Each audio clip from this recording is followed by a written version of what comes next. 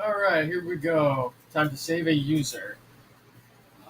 That's what we're going to do. We're going to take advantage of this login process to save a user. So here in our passport index.js, we're going to import mongoose from mongoose, even though we might not need it.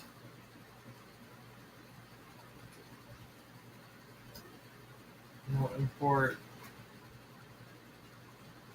user from /models /user. Okay. So we've got an async function here. We're going to take advantage of a lot of async await, so we don't have to do many callbacks. We've got our profile. So we're going to say const Google ID equals profile.id. Got our profile down here. So that's actually a string form, so that's good that we saved it as a string anyways. So we're going to go const user equals await capital user dot find one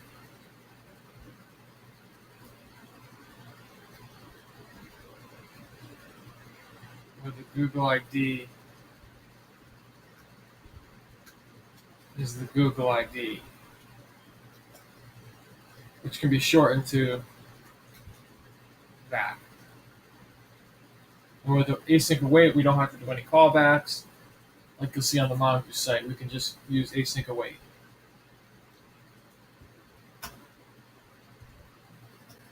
Now we'll say if not user, meaning the database couldn't find a user with that Google ID in our data.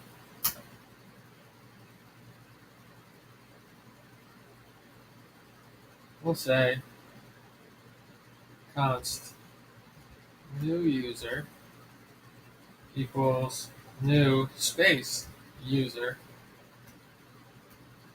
We're going to pass that a configuration object.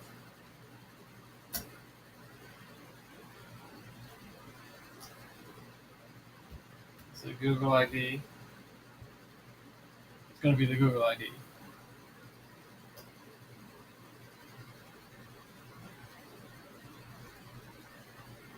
So username is going to be profile.displayname, capital N there.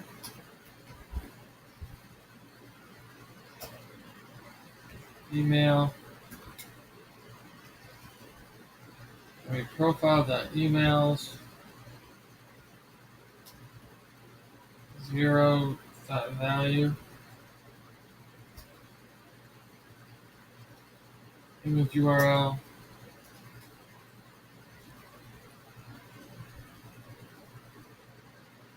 profile.photos, 0.value. Now, there's always a chance that these may be null or not existent. We can deal with that later, but for now, we're just going to save them as is. There's always a chance that someone doesn't have an email, someone doesn't have a photo, or we're getting null for some reason. So it can be good to put in fail safes for that. But I'm not going to at this point. Create only gets automatically. We're not dealing with the videos yet. There's no password involved. We've got everything covered.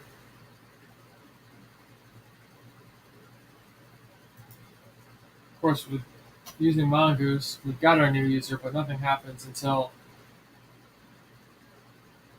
we say we have to save it. So we're going to say new user dot save. We'll say await new user dot save.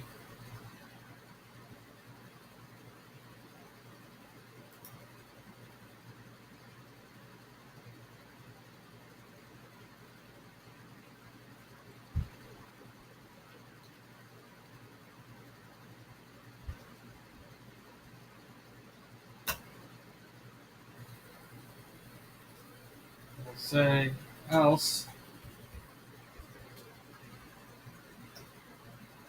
So this is when there wasn't a user. This is if there is a user.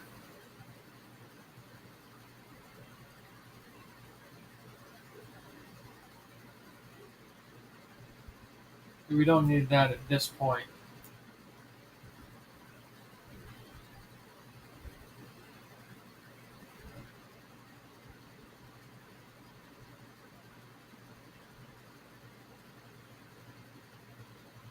Why don't we test out what we have here?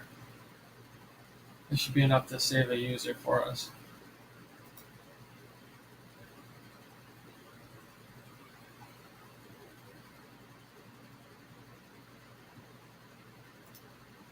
We test it by, once again, activating the Google Auth.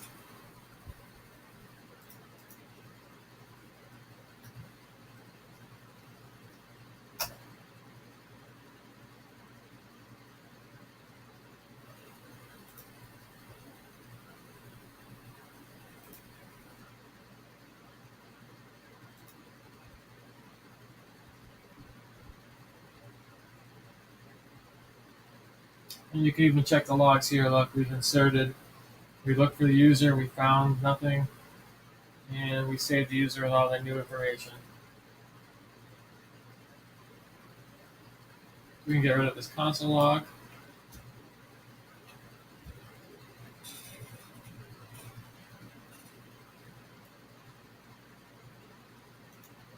Now we can change our resolver real quick here. Won't get too far into it.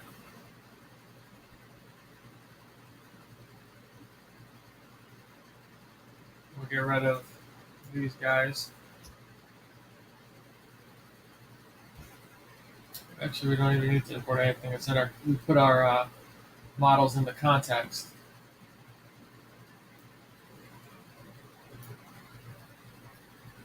We can say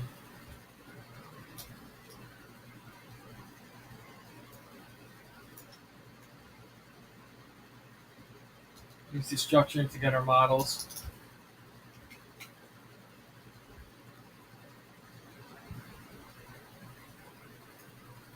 Here as well.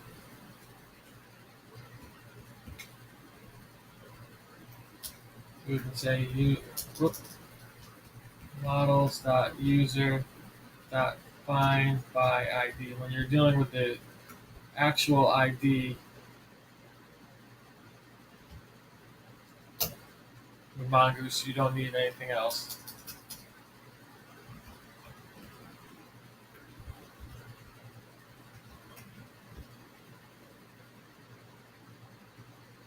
So we don't need it. We're looking for all the users right there. So we just say find, pass it an empty object.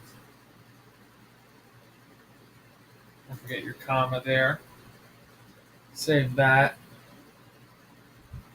Now we should be able to exercise graphical queries on our database.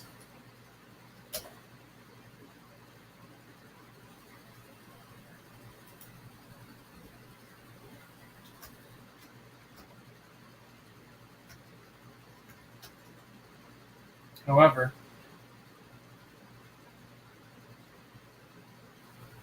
all we're going to be able to get is the ID and the username until we change our graphical schema.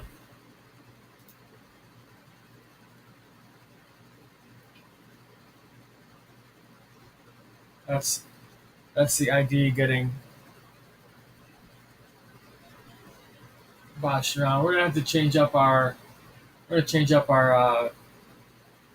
GraphQL schema in the next video to make it match our Mongoose schema. Right now we are dealing with the old setup here. We don't have time to do it in this video, so we'll wait until the next video. Then we'll add all our fields from our Mongoose model onto our schema next time.